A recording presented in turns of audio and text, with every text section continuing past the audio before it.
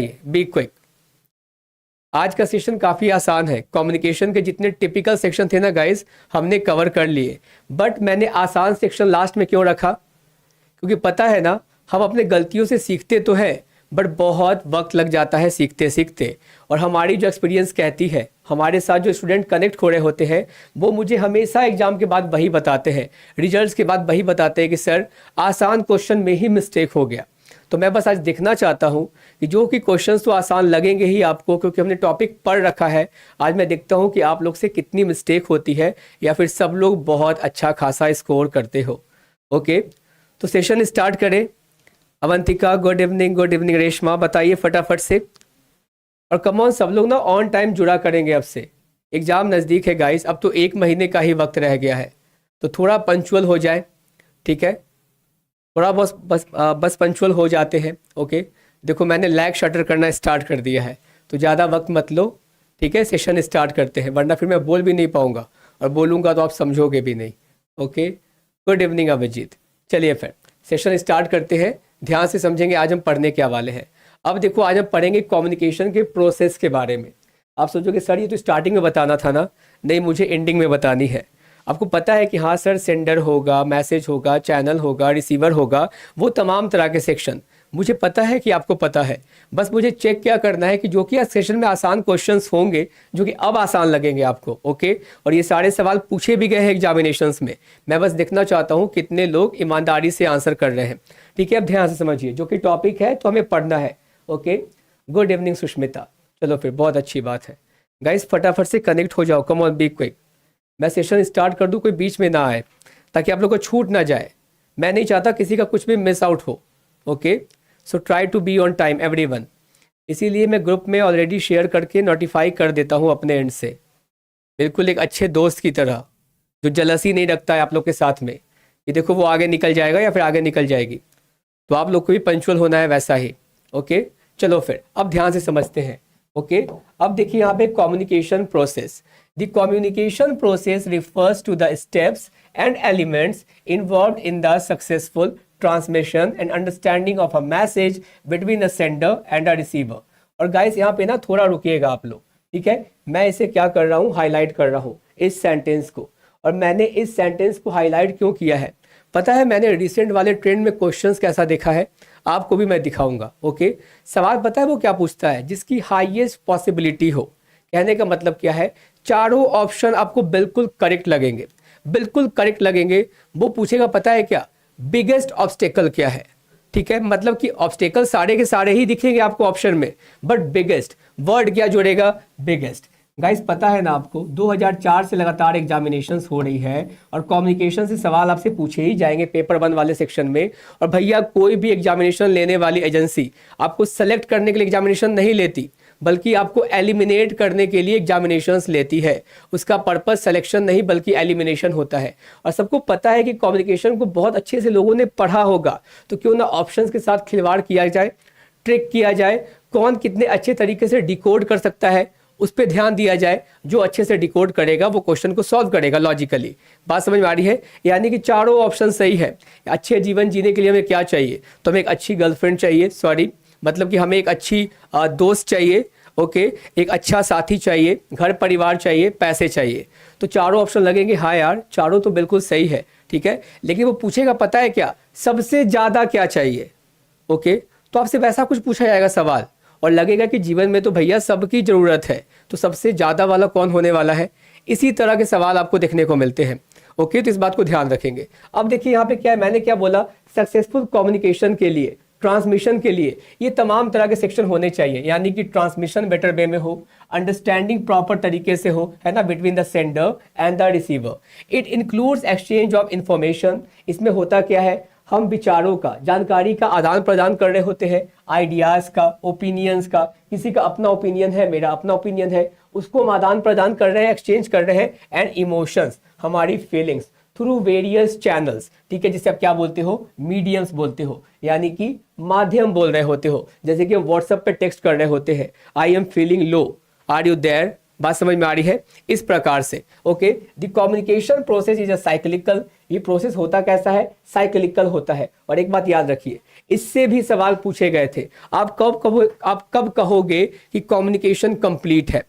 आप कब कहोगे कि कम्युनिकेशन कंप्लीट है? जब एक पर्टिकुलर लूप कंप्लीट हो जाती है, ठीक है। और ये सवाल आपसे रिसेंट के एग्जामिनेशंस में पूछे गए थे, 4 ऑप्शन दिए गए थे, चारों करेक्ट लग रहे थे, बट वहां पे आपको चॉइस क्या करना था? जब कम्युनिकेशन लूप कंप्लीट हो जाती है तब हम कहते हैं कि कम्युनिकेशन इफेक्टिव रही है। ओके, तो इन बारीकियों पे ध्यान देना, आसान क्वेश्चन में ही फंसते हैं, वहीं पे हमसे गलतियां होती है। ओके, आगे देखो, meaning it involves continuous feedback and adjustment, यानी कि यहाँ पे लगातार हमें फीडबैक देखने को मिल रहा होता है और लगातार चीजें अपने आप को एडजस्ट कर रही होती है। एडजस्टमेंट कहने का मतलब, अभी मैं कुछ बोल रहा हूँ तो मैं सेंडर हूँ, मैं मैसेज को इनकोड करके सेंड कर रहा हूँ किसी ना किसी माध्यम के थ्रू, उसके बाद मैसेज को आप एक्सेप्ट करोगे, आप रिसीवर हो, आप मेरे मैसेज को डिकोड करोगे, डिकोड करने के बाद अब वापस से अपनी प्रतिक्रिया दोगे, यानी कि फीडबैक दोगे।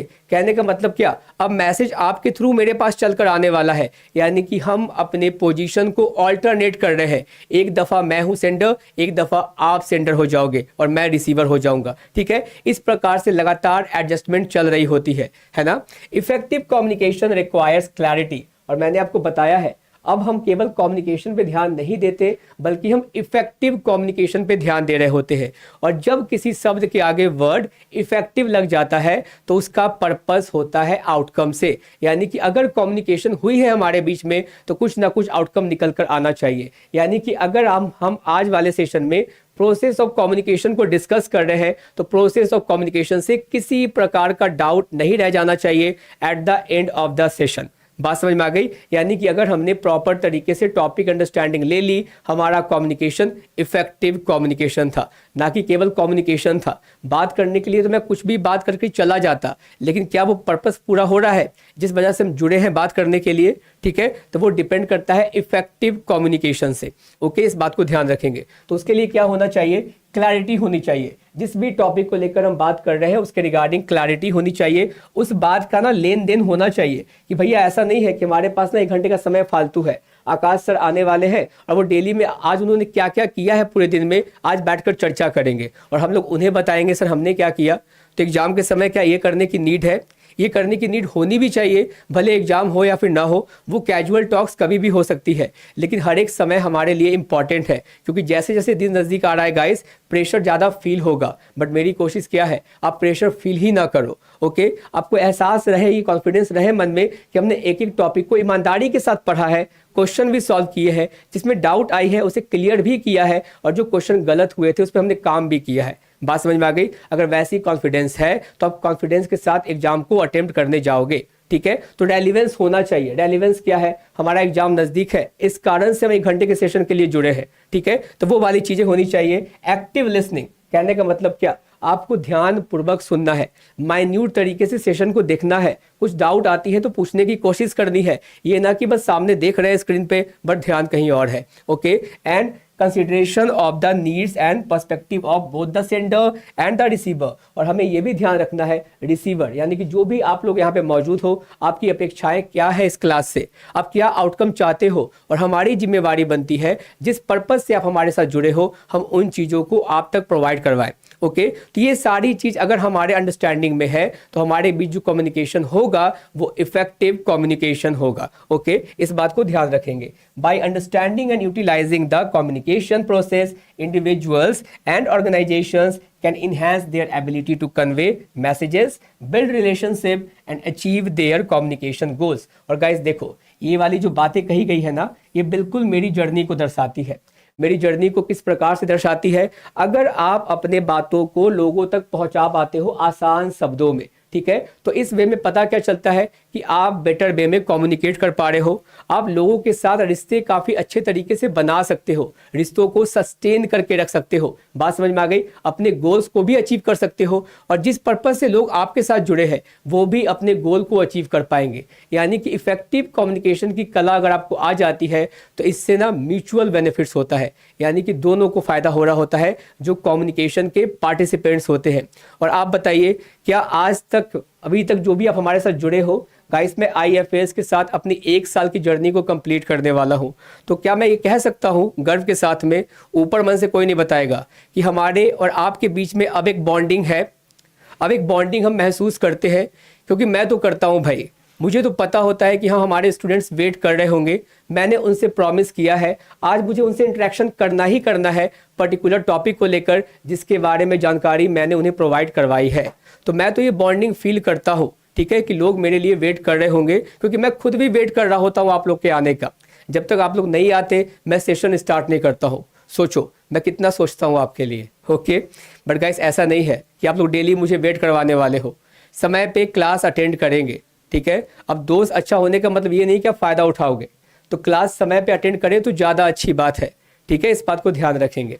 एनीवे, तो ये था हमारा कम्युनिकेशन प्रोसेस और इफेक्टिव कम्युनिकेशन क्या होता है और कौन सी गलतियां हम करते हैं एग्जामिनेशन के दौरान जो हमें नहीं दोहरानी है, और आसान सेक्शन में ही हमसे मिस्टेक होती है, इसीलिए वहां पे ज़्यादा सतर्क हो जाओगे और आंसर करोगे, ठीक है। आगे देखिए नेक्स्ट सेक्शन क्या है, ये रहा आपका इंटायर कम्युनिकेशन का प्रोसेस। यानी कि आप देखो मैंने चार्ट बना दिया है, यहाँ पे सेंडर होगा जो मैसेज को क्या कर रहा होगा, इनकोड कर रहा होगा। बीच में कुछ भी प्रकार की नॉइज हो सकती है, चैनल में आपको देखने को मिलेगा, नॉइज वहां पे मौजूद हो सकते हैं। यहाँ पे होता है रिसीवर जो कि रिसिपिएंट होता है मैसेज का, मैसेज को वो डिकोड करता है, एक्सेप्ट करता है, या फिर चाहे तो वो रिजेक्ट भी कर सकता है, फर्दर वो फीडबैक दे रहा होता है गाइस, देखो यहाँ पे। और इस तरीके से हम क्या कर रहे होते हैं, ये लूप एक कंप्लीट होता है और तब जाकर आप कहते हो क्या कम्युनिकेशन हमारी इफेक्टिव रही है, ठीक है। तो इस चार्ट को आप प्रॉपर तरीके से देख लीजिए, ओके। और उसके बाद क्या है, कम्युनिकेशन का प्रोसेस साइकिल है। यानी कि आप देखो ये क्या है, यही रहा आपका प्रोसेस साइकिल।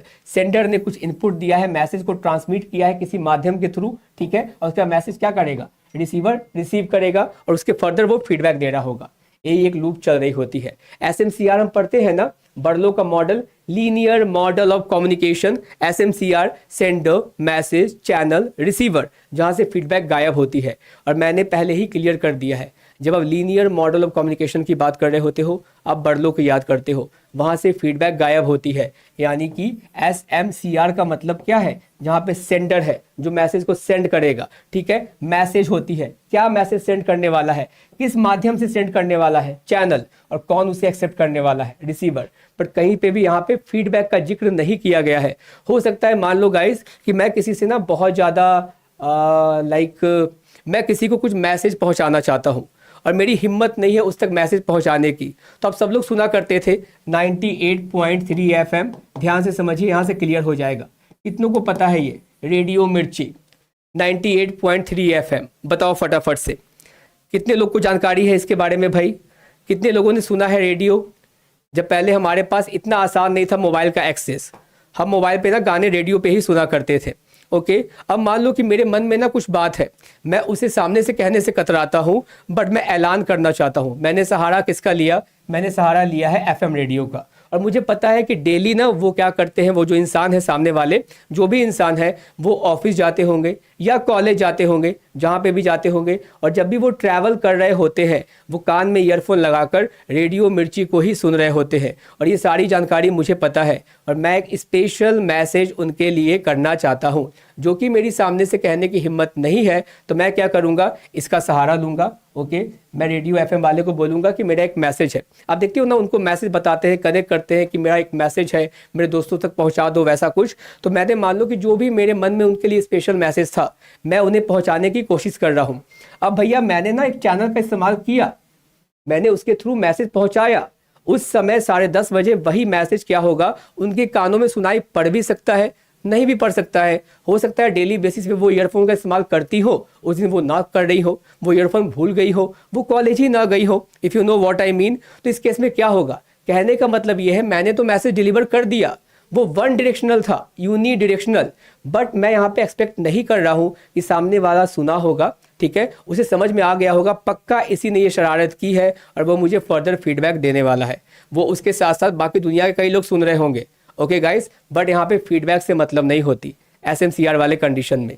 लेकिन जब आप पढ़ रहे होते हो इंटरैक्शनल मॉडल ऑफ कम्युनिकेशन, जब आप पढ़ते हो क्या, इंटरैक्शनल मॉडल ऑफ कम्युनिकेशन, तो मैंने आपको कल वाले सेक्शन में भी बताया था यहाँ पे फीडबैक होती है, बट फीडबैक क्या होती है, डिलेड होती है। यहाँ पे लेट से आपको देखने को मिलता है फीडबैक। ओके, बात समझ में आ रही है। मैंने रात को 12 बजे किसी को मैसेज कर दिया, उसका डेटा ऑफ था, उसका फीडबैक आएगा, लेकिन जब अगला व्यक्ति अपने मोबाइल के डेटा को ऑन करेगा, मेरा मैसेज देखेगा, उस पर उसको क्या प्रतिक्रिया देनी है, तब वो मुझे मैसेज टाइप करेगा। तो फीडबैक तो आएगी, बट डिलेड फीडबैक आएगी। लेकिन अगर मैं बात करता हूँ ट्रांजेक्शनल की, ठीक है guys, transactional model of communication की, बात समझ में आ गई। तो यहाँ पे फीडबैक मिलता है, वो भी इंस्टेंट फीडबैक मिलता है। मैं अभी कुछ पूछ रहा हूँ, आप मुझे इंस्टेंटली बता रहे हो, यस सर, नो सर, बात समझ में आ रही है। तो यहाँ पे मुझे इंस्टेंट फीडबैक मिल रही है, क्योंकि सिंक्रोनस कम्युनिकेशन हो रहा है। हम पढ़ते हैं ना सिंक्रोनस कम्युनिकेशन, असिंक्रोनस कम्युनिकेशन। तो सिंक्रोनस यानी कि लगातार हमें फीडबैक मिल रहा होता है, हम रिस्पॉन्स कर रहे होते हैं। बात समझ में आ गई। तो ये क्या है आपका ट्रांजेक्शनल मॉडल ऑफ कम्युनिकेशन। देखो मॉडल भी यहाँ से सॉर्टेड है। उसके अलावा सवाल क्या पूछ सकता है एनटीए, आपसे पूछेगा क्या, लीनियर मॉडल ऑफ कम्युनिकेशन। ठीक है, इसके साथ कौन कौन से पर्सनालिटीज जुड़े हुए हैं, कुछ नाम देगा, बर्लो है, अरिस्टोटल है, वो तमाम तरह के नाम आपको मैच करने हैं। इसीलिए आप जाकर मॉडल्स ऑफ कम्युनिकेशन सर्च करोगे, मैंने काफ़ी डिटेल्ड वे में पढ़ाया है। वहाँ पे कौन कौन से पर्सनालिटी जो है ट्रांजेक्शनल के साथ, इंटरेक्शनल के साथ अटैच्ड है, आपको तमाम तरह की जानकारी वहाँ पे मिल जाएगी। ठीक है, तो उसे एक बार आप चेक जरूर कर लीजिएगा। आपको हमारे इसी चैनल पे देखने को मिलेगा वो इंटायर प्लेलिस्ट, 7 to 8 लेक्चर्स है। उसके बाद कम्युनिकेशन में परेशानी नहीं होनी। हालांकि अगर आप स्मार्ट इनफ हो तो जो इस वीक में भी लेक्चर्स हुए हैं उसको भी प्रॉपर तरीके से आपने देखकर क्वेश्चन सॉल्व कर लिए, वापस से रिवीजन कर लिया, फिर भी कम्युनिकेशन के सारे क्वेश्चन आप सॉल्व करके आने वाले हो। ओके, तो इस बात को हम ध्यान रखेंगे। तो गाइस ये सब कुछ समझ में आ गया। देखो मैंने बता दिया है कि क्या सवाल वो पूछ सकता है मॉडल्स ऑफ कम्युनिकेशन से, और मॉडल्स होते कैसे कैसे हैं, लीनियर है, इंटरेक्शनल है, ट्रांजेक्शनल है, तीनों में डिफरेंस क्या है। बस पर्सनालिटीज़ के बारे में जान लीजिएगा, वैसे कौन कौन से लोग हैं जो इनके साथ जुड़े हुए हैं, इसके बियॉन्ड जाने की नीड नहीं है। ओके, इस बात को ध्यान रखेंगे। क्लियर, सॉर्टेड, आगे बढ़े। मेरी बातें समाप्त हो गई, अब जिम्मेवारी आपकी है। तो क्वेश्चन आंसर राउंड स्टार्ट करें गाइस, बताओ फटाफट से, किसी को कुछ पूछना नहीं है, nothing. Shall we start the question answer round. Abhijeet, Reshma, Fauzia, come on be quick, बताओ फटाफट से, then we will start the session. Okay then, चलो फिर, अच्छी बात है। देखो फिर आपके ना पहले सवाल है और क्विकली आंसर करेंगे। फर्स्ट क्वेश्चन है आपके स्क्रीन पे, डिकोडिंग इज एसोसिएटेड विथ, किसके साथ डिकोडिंग एसोसिएटेड है, और इसी तरीके से पूछे जाएंगे। ये linear model of communication, linear model of communication. अच्छा हुआ ये सवाल आ गया ताकि मैं सवाल को बता सकूं प्रॉपर तरीके से।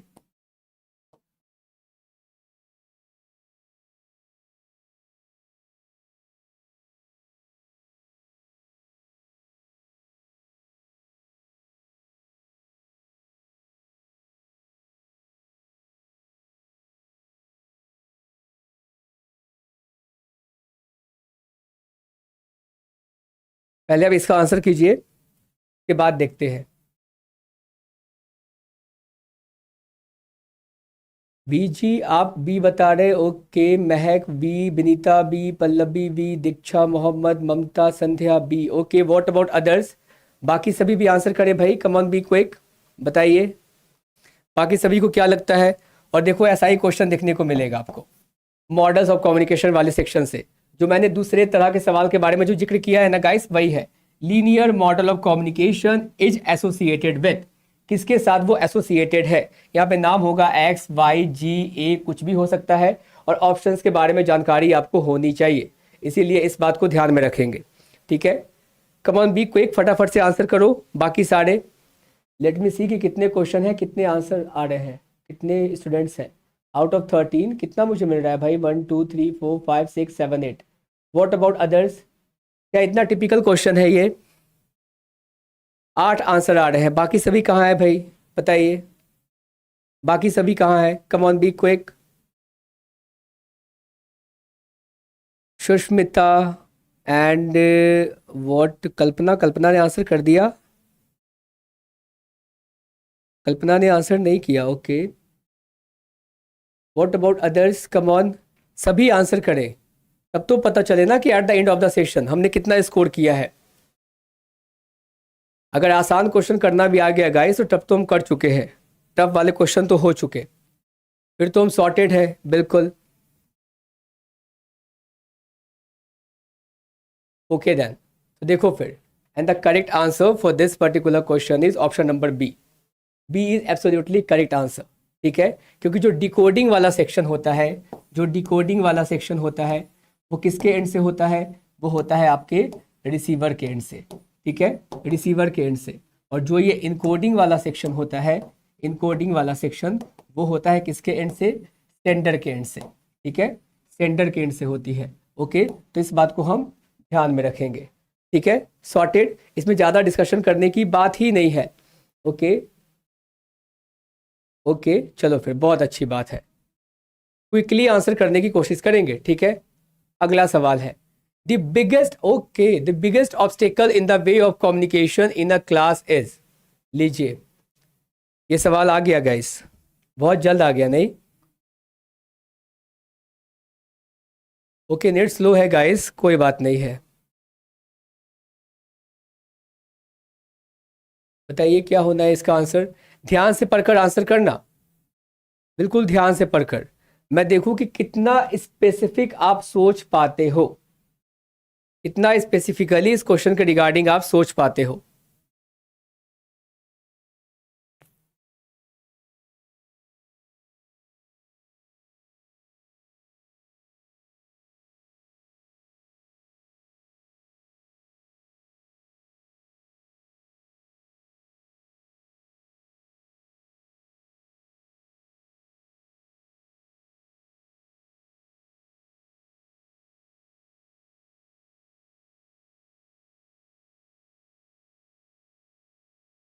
जब भी आप इस क्वेश्चन को सॉल्व करोगे, इतना इंश्योर करना कि मतलब आप ना कुछ पिक्चर फ्रेम कर पा रहे हो दिमाग में, और खुद से सोचो कि यार सबसे बड़ी बाधा क्या उत्पन्न करेगी हमारे क्लासरूम के कम्युनिकेशन को डिस्टर्ब करने में। अगर आपने उस पिक्चर को दिमाग में बना लिया, फ्रेम कर लिया, तो शायद आप आसानी से आंसर कर पाओगे। लेकिन सोच कर देखना, आसान क्वेश्चन कभी कभी ज़्यादा टिपिकल होता है, क्योंकि उसके ऑप्शंस उसे टिपिकल बना देते हैं, ठीक है, उसके ऑप्शंस उसे टिपिकल बना देते हैं। ओके, बताइए।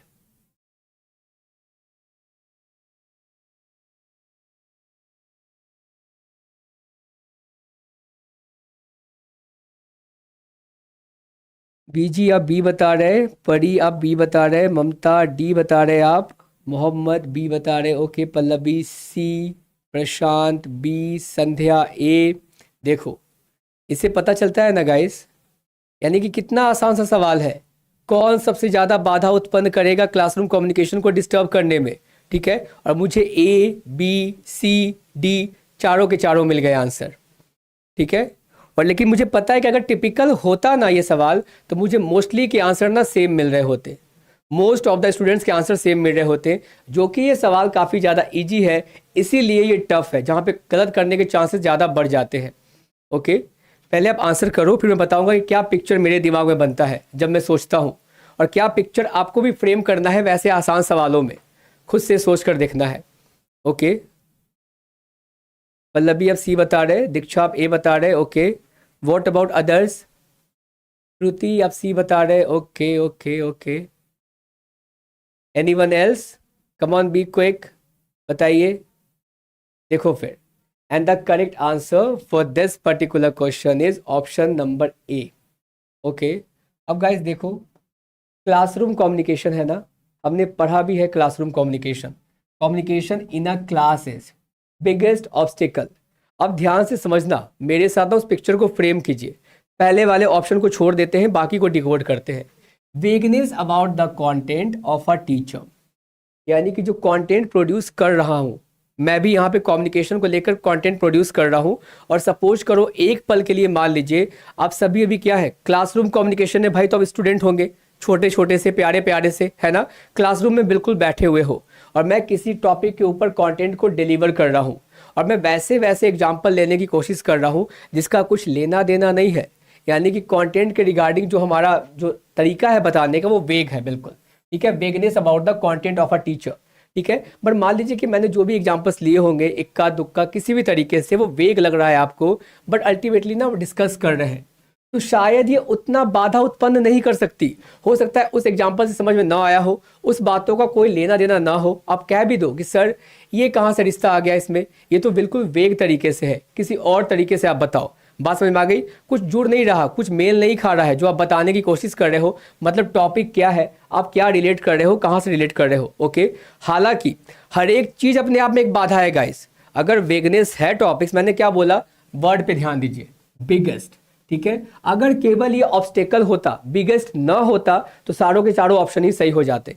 बात समझ में आ रही है? अब देखो वेगनेस है बट बिगेस्ट देखना है। मान लेते हैं आपने ये बोल भी दिया, मुझे बुरा लग भी गया, ठीक है, मैं सोचूंगा यार ठीक है ना, किसी और तरीके से बताने की कोशिश करते हैं।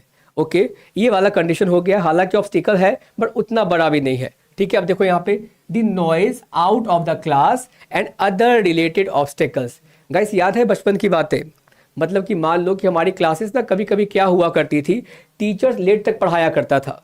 कोई टीचर वैसे हुआ करते थे जो लेट तक क्लास लिया करते थे, बेल बज जाने के बाद भी वो क्लास में ही रहते थे। ओके, और मान लो कि लंच पीरियड हो गया, बच्चे बाहर निकल गए अपने क्लासरूम से खेलने के लिए, बट आपकी क्लासेस अभी भी जारी है।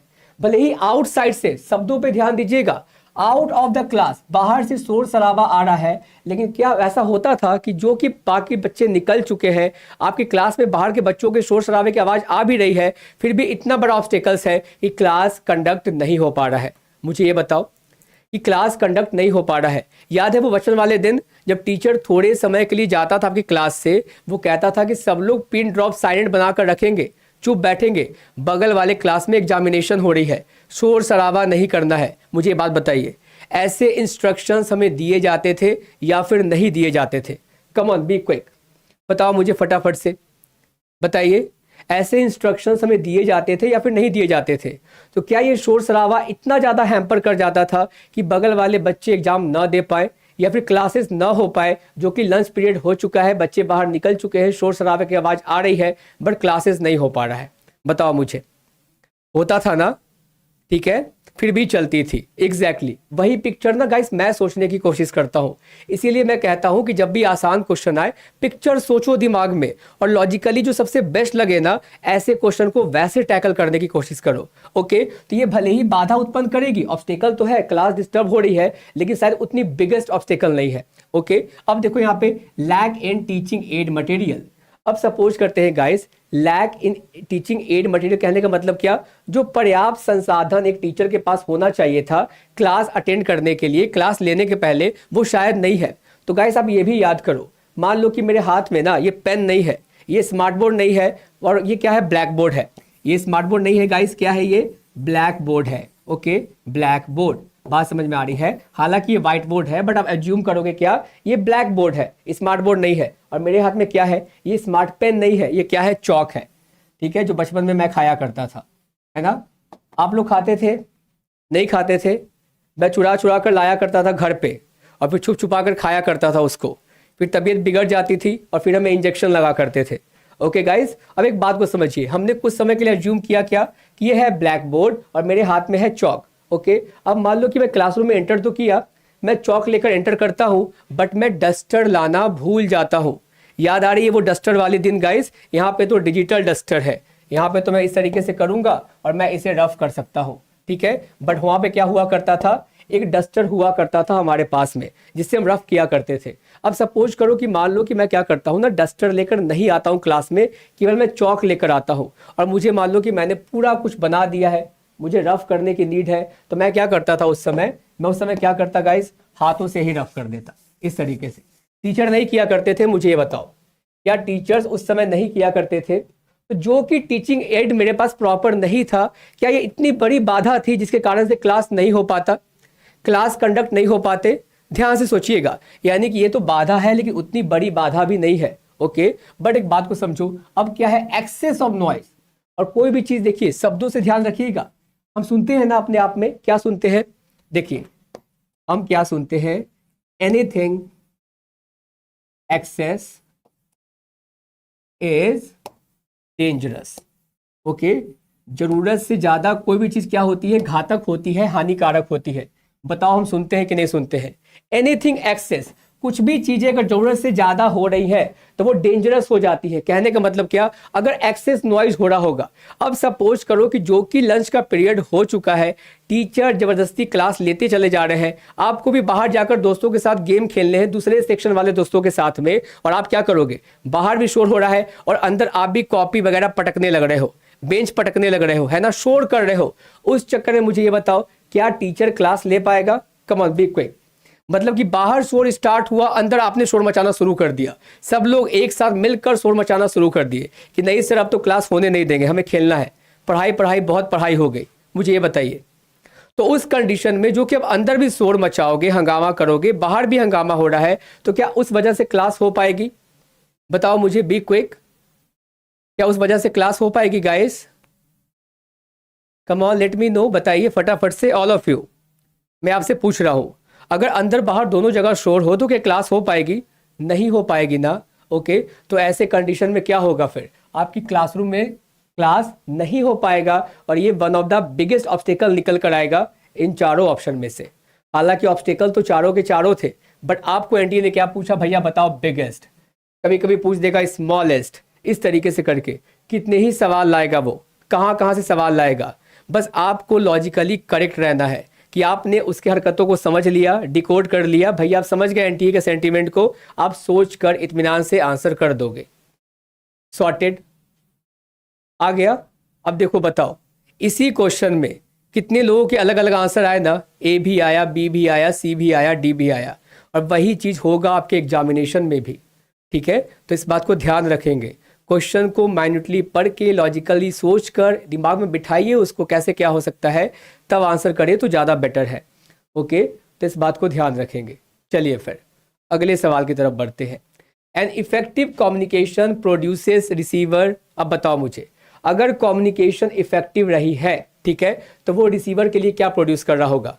खुशी प्रोड्यूस कर रहा होगा, एक्सेप्टेंस प्रोड्यूस कर रहा होगा, it's access to other people, वो कम्युनिकेशन दूसरों तक पहुंचेगी, या फिर थिंकिंग, उसकी सोच मजबूत हो जाएगी, वैसा कुछ काइंड ऑफ। ओके, बताओ सर जी, सी में भी तो यही है, क्या सी में वाकई वही था?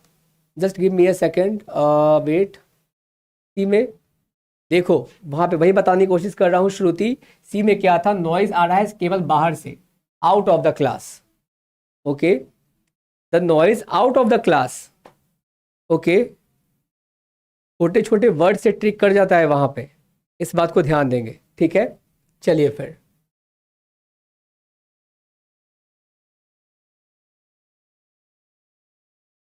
क्या होना है इसका आंसर?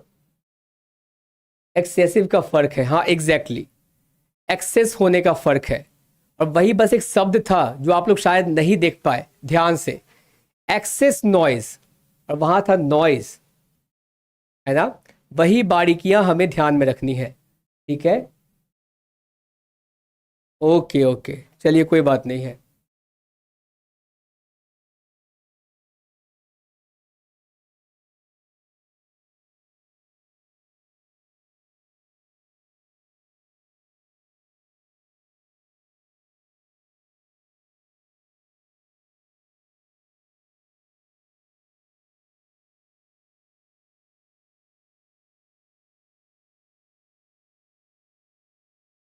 क्या होगा इसका आंसर, बताइए।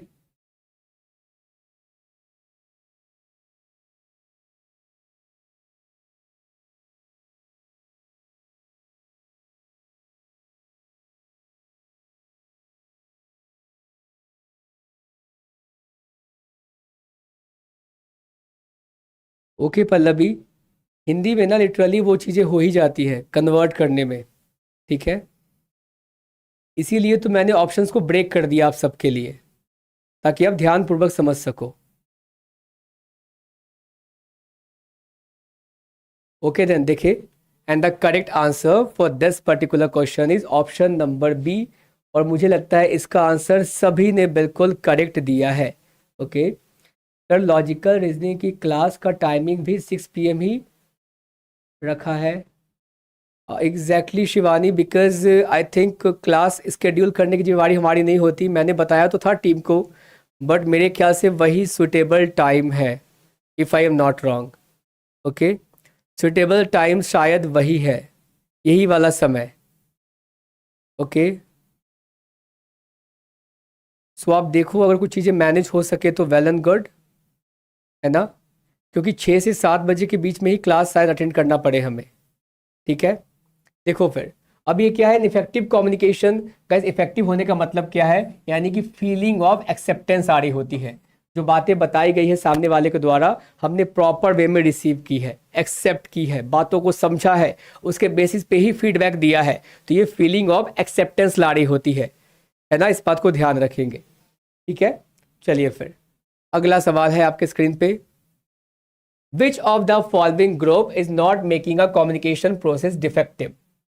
इनमें से कौन सा ग्रुप है जो कि आपके कम्युनिकेशन प्रोसेस को डिफेक्टिव नहीं बनाती है।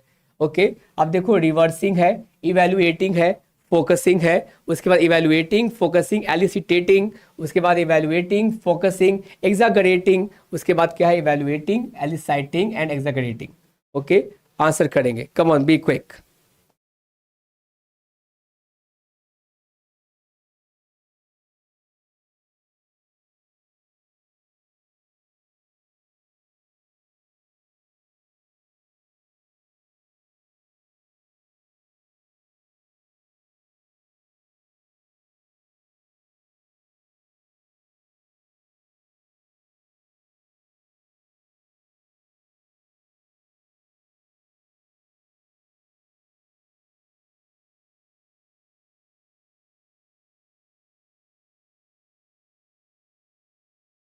क्या होना है इसका आंसर। श्रुतिया बी बता रहे, Sandhya D, Mamta D. Okay, what about others, come on be quick, इतना वक्त नहीं लगाना है गाइस, है ना, बताइए।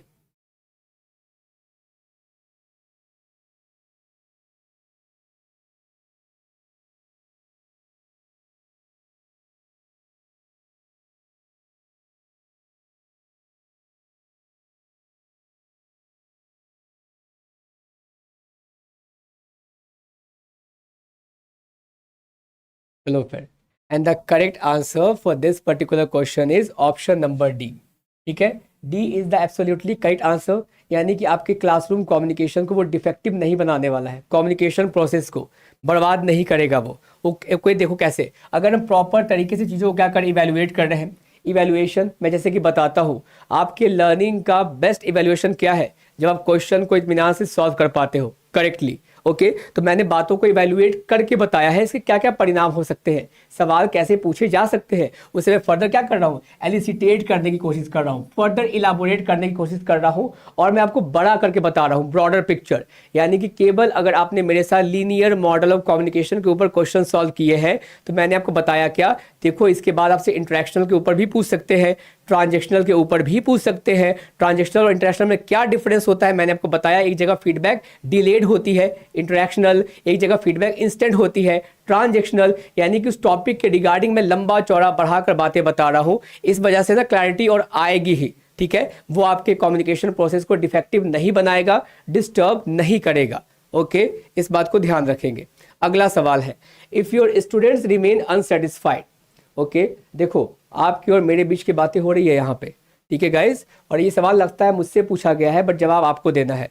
पूछ क्या रहा है, if your students remain unsatisfied, अगर आपके स्टूडेंट्स को सेटिस्फैक्शन नहीं मिलती है, ठीक है, even after your teaching a particular lesson और कंटेंट, पर्टिकुलर टॉपिक को पढ़ाने के बावजूद, उदाहरण के तौर पे आज मैं अगर पढ़ा रहा हूं आपको कम्युनिकेशन प्रोसेस, और अगर मेरे स्टूडेंट्स यानी कि आप लोगों को सेटिस्फैक्शन नहीं मिलती है मेरे बार बार पढ़ाने के बावजूद भी, तो what would you like to do under this condition, तो आप इस कंडीशन में क्या करोगे। ये सवाल मेरे लिए है गाइस, तो मेरी तरफ से आप आंसर कर दीजिए।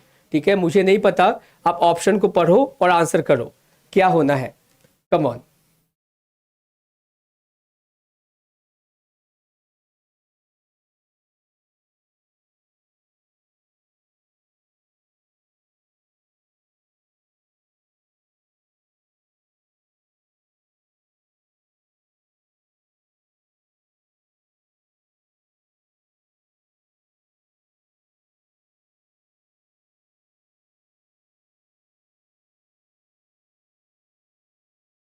बताइए क्या होना है इसका answer. You will leave aside all fruitful efforts of teaching in order to enhance their understanding. Okay, बहुत ही डेंजरस डेंजरस बातें की गई है। ठीक है, you will think that again and again repetition of the same content is a मियर destroying the time. You will be keeping sympathetic behaviour with the students. ये guys ज़्यादा मस्त है नहीं, ये वाला ऑप्शन। ओके, बताओ पहले बी को एक आंसर करो।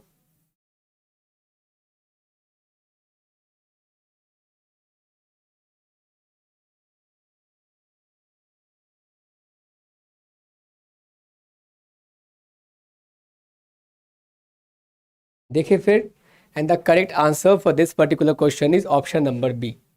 गाइस पता है डी में क्या लिखा हुआ है? You will be keeping sympathetic behaviour with the student. यानी कि अगर मुझे पल्लवी बोलेंगी ना या फिर कल्पना, सर नहीं समझ में आया मुझे, आप क्या बता रहे हो, मैं बोलूँगा अच्छा नहीं समझ में आया, कोई बात नहीं है, मुझे आप पे बहुत दया आ रही है, कोई बात नहीं, भगवान सब ठीक कर देगा। ठीक है, मैं आप पे दया जताने की कोशिश कर रहा हूँ। तो क्या मैं ऐसा कुछ करूँगा? आप लोगों ने बिल्कुल वही बताया है कि मैं क्या करूँगा। ठीक है, so thank you so much guys.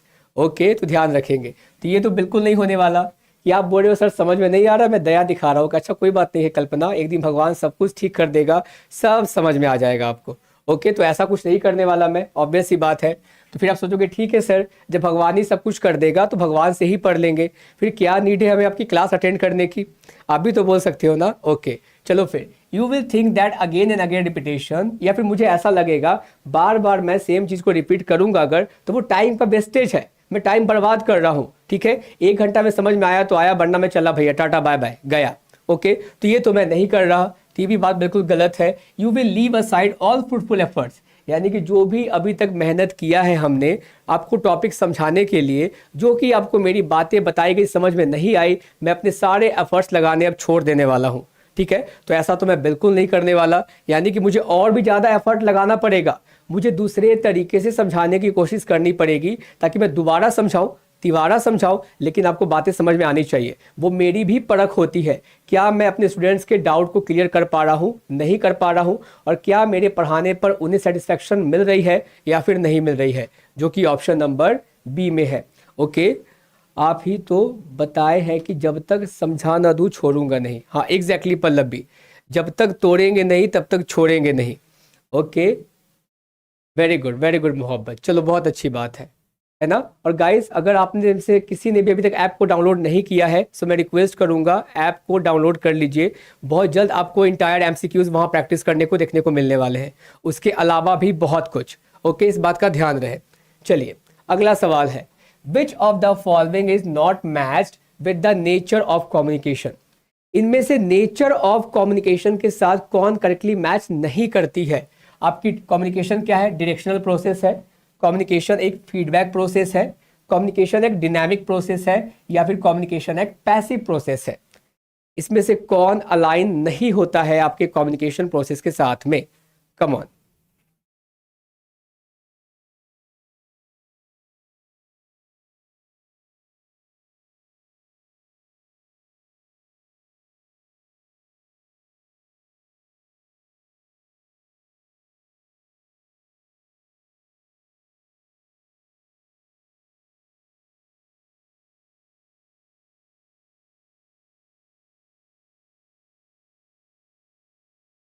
Mamata B बता रहे। ओके ओके, बीजी अब डी बता रहे। D, okay okay, Mahak D. Okay, what about others? Come on be quick, बताइए फटाफट से क्या होना है इसका आंसर भाई।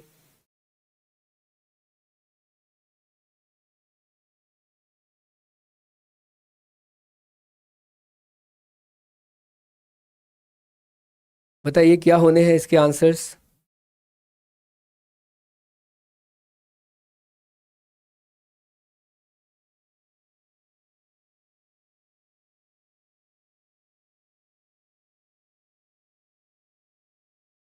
चलो फिर देखें, and the correct answer for this particular question is option number D. कि गाइस हमें पता है कम्युनिकेशन एक डायरेक्शन में मूव कर रही होती है। ठीक है, वो डायरेक्शनल प्रोसेस होती है, वहाँ पे फीडबैक भी होता है, वो एक डायनेमिक प्रोसेस है। ना कि स्टैटिक प्रोसेस है। ओके, और साथ ही साथ वो एक्टिव प्रोसेस है, ना कि पैसिव प्रोसेस है। ओके, इस बात को भी हम ध्यान रखेंगे। वेरी गुड, आगे बढ़ते हैं। अगला सवाल, in which of the following situations the student can interact to one another in more liberal free environment, यानी कि किस सिचुएशन में जो स्टूडेंट्स होंगे आपस में अच्छे तरीके से इंटरेक्ट कर पाएंगे।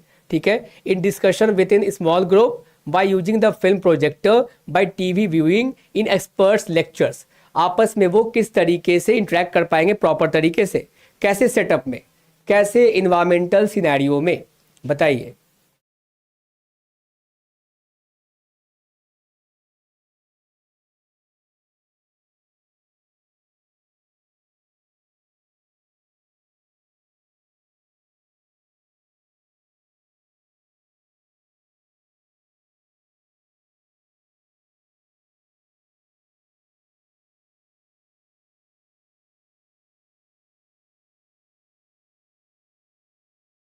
आपस में वो इंटरेक्ट कर पाएंगे अच्छे तरीके से, कैसे सिनेरियो में, किस तरह के वातावरण में, कैसे इन्वायरमेंट में, बताओ।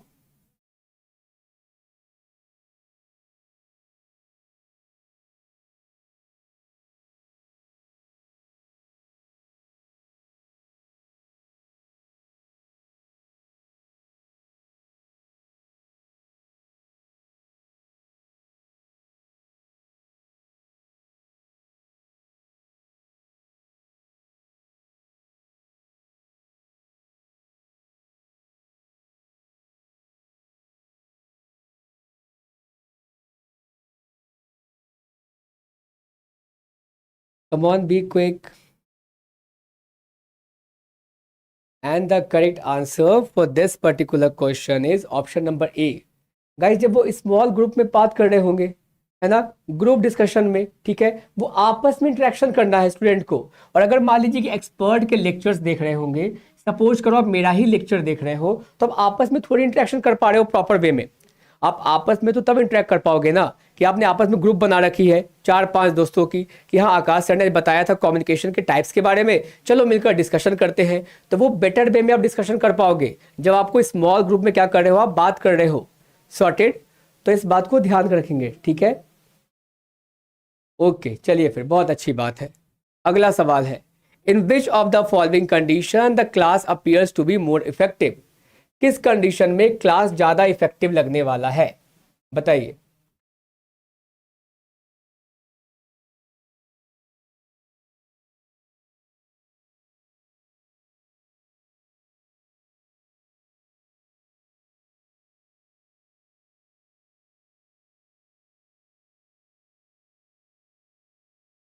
क्लासरूम ज्यादा इफेक्टिव, शब्दों पे ध्यान देना, हर कुछ को मैंने बताया है। इफेक्टिव का मतलब होता है आउटकम से। तो कैसा सेटअप होगा जिस समय क्लासरूम ज्यादा इफेक्टिव साउंड करेगा। ओके, ये सवाल पूछा गया है, बताइए।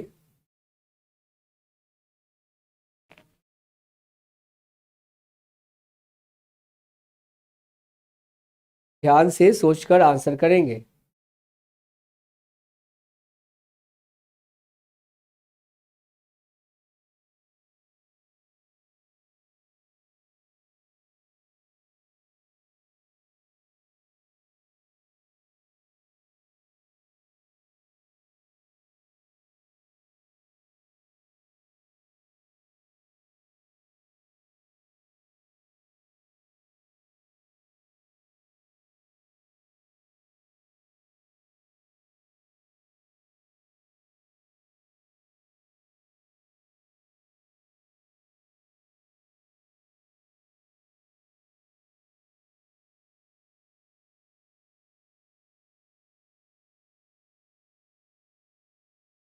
Considering individual differences, okay okay okay, देखिए फिर।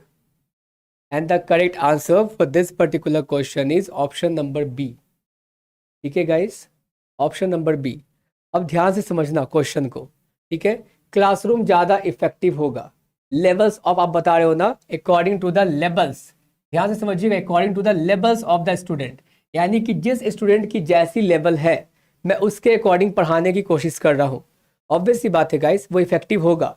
बशर्ते अगर मुझे अलग अलग स्टूडेंट मिले वैसे कि हाँ भाई इसकी नॉलेज काफ़ी अच्छी है कम्युनिकेशन को लेकर, इसे ना बेसिक से पढ़ाने की रिक्वायरमेंट नहीं है, मैं इसे टफ लेवल से पढ़ा सकता हूँ। ओके, लेकिन अगर मान लो कि मुझे वैसा स्टूडेंट मिलता है जिसकी अंडरस्टैंडिंग कुछ भी नहीं है, वो पहली बार कम्युनिकेशन पढ़ रहा है, मैं उसे वैसे पढ़ाने की कोशिश करूँ। और यहाँ पे क्या है, क्लास अपीयर्स, क्लास में हर तरह के स्टूडेंट होते हैं, बात समझ में आ गई। तो मुझे एक ना पर्टिकुलर बेस रखना पड़ता है, जो कि मान लो मैं बोलता हूँ ना, वो रिक्वेस्ट करते हैं स्टूडेंट कि देखो जिसको भी पता है सारी चीज़ें वो थोड़ा वेट कर लीजिए, थोड़ा बर्दाश्त कर लीजिए। मैं कोशिश करता हूँ कि सारे लोग को एक लूप में ले आओ ताकि सब क्या कर सके, चीज़ों को समझ सके। ओके, अब एक बात को समझो, ये इफेक्टिव कम्युनिकेशन है, इससे रिजल्ट निकल कर आएगा। बस यही होगा कि जिसको जितना ज़्यादा पता है वो थोड़ा देर वेट करने की कोशिश करेगा। ये बेटर वे में है गाइस। ये आंसर तब सही होता जब ऑप्शन बी वहां पे मौजूद नहीं होता, और आपको वैसे ही आसान क्वेश्चन में सतर्क रहना है। लेकिन अगर ना मैं पूछूं कि कम्युनिकेशन किस किस ने पढ़ा है, ठीक है, कम्युनिकेशन किस किस ने पढ़ा है पहले भी, किसी ने बोला हाँ सर मुझे सब कुछ पता है, किसी ने बोला सर मेरे लिए पहली बार है। ओके, तो मैंने बोला जिसको सब कुछ पता है उसको भी फायदा होने वाला है इस सेशन से, और जिसको कुछ नहीं पता है उसको भी फायदा होने वाला है इस सेशन से। एग्जामिनेशन जो कि दोनों स्टूडेंट को देनी है, जिसे सब पता है और जिसे कुछ भी नहीं पता, इस सेशन के बाद किसी को परेशानी नहीं होगी। ओके, तो मोरलेस अगर आप देखोगे ना, मैं स्टूडेंट को कंफर्ट करवाने की कोशिश कर रहा हूँ। यानी कि क्लास शुरू होने के पहले जो उनके मन में डर है कि जो कि मैंने इसको पढ़ा ही नहीं है, पता नहीं मैं इतनी जल्दी कवर कर पाऊंगा नहीं कर पाऊंगा, क्या होगा, मैंने पहले ही उन्हें कंफर्टेबल बना दिया। अब वो लिटरली पॉजिटिव माइंड से, रिलैक्स्ड माइंड से चीज़ों को पढ़कर समझेंगे, क्योंकि मैंने उनका भरोसा जीता है कि इस क्लास के बाद जिसको पहले से पता भी था और जिसको कुछ नहीं भी पता था, दोनों को हर कुछ पता होगा। ओके, तो मैंने जो कि आपका भरोसा जीता, मैंने क्लास को रिलैक्स करवाने की कोशिश की है। इसके बाद जो मुझे आउटकम मिल रहा होगा वो इफेक्टिव आउटकम मिल रहा होगा, पहला पॉइंट। और अगर ये वाला कंडीशन नहीं होता तो गाइस आप इसके साथ चले जाते कि मैं अकॉर्डिंग टू लेवल्स, यानी कि उसके अकॉर्डिंग बताने की कोशिश कर रहा हूं। Okay, clear guys, come on be quick, बताओ सॉर्टेड, बताइए मुझे।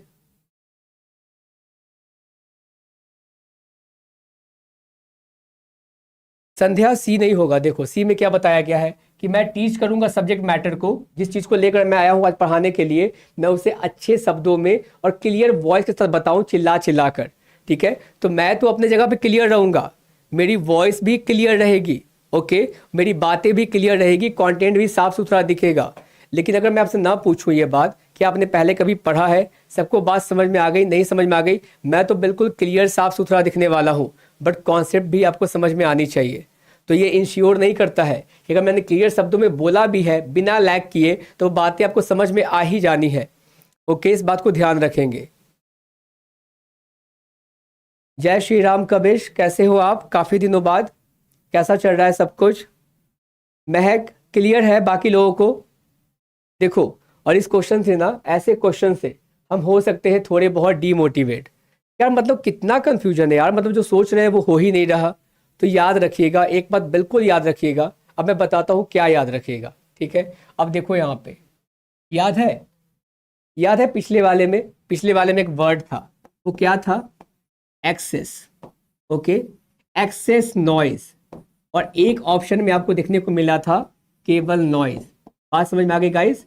और जब आपसे पूछा गया था बिगेस्ट, आपने बोला था एक्सेस नॉइज वाला कंडीशन। ओके, बहुत ज्यादा शोर शराबा, एनीथिंग एक्सेस इज डेंजरस, इसीलिए one of the biggest obstacle वो हो सकता है। ओके, उसके बाद देखो यहाँ पे केवल इफेक्टिव नहीं पूछ रहा है, ठीक है, यहाँ बोल रहा है बहुत ज्यादा इफेक्टिव, यानी कि मोस्ट इफेक्टिव। गाइस बात समझ में आ गई।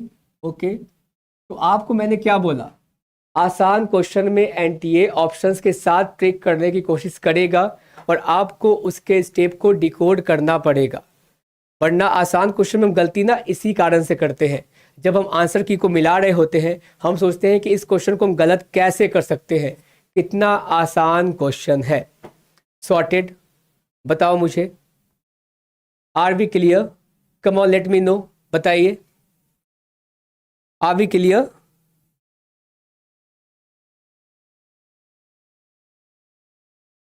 Guys everyone come on be quick, बताओ फटाफट से। ओके देन, तो देखो हताश मत होना, कोई डीमोटिवेट मत होना। आपको पता चला कि मैं इस सेशन को लास्ट में लेकर क्यों आया हूं, वो कहते हैं ना, अंत भला तो सब भला।